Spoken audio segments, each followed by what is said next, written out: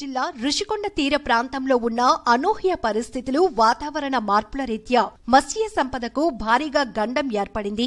దేశంలో మిగిలిన రాష్ట్రాలు, మన రాష్ట్రంలో ఉన్న సముద్రంలో తుఫాను ఏర్పడటంతో రుషికొండ తీరానికి మరణించినవి కొన్ని, కొన ఊపిరితో కొన్ని చేపలు కొట్టుకొచ్చాయి. దాంతో సముద్ర తీరంలో మత్స్యకారులు వీటిని చూసి తమ సంచుల్లో నింపుకున్నారు. సముద్రంలో తుఫాను ప్రభావంతో ఏర్పడిన వివిధ రకాలుగా ఉండే కలుషిత నీరు వల్ల కావచ్చు, లేదా ఏదైనా రసాయన ప్రక్రియ మూలంగా నీటిలోని మార్పుల వల్ల చేపలు చాలా వరకు చనిపోయి ఉండవచ్చని మత్స్యకార అధికారులు చెప్తున్నారు. ఈ రుషికొండ తీరానికి చేపలు కొట్టుకురావటంతో తీర ప్రాంతంలో భారీగా జనాలు చేరి ఈ చేపలు పట్టే పనిలో పడ్డారు.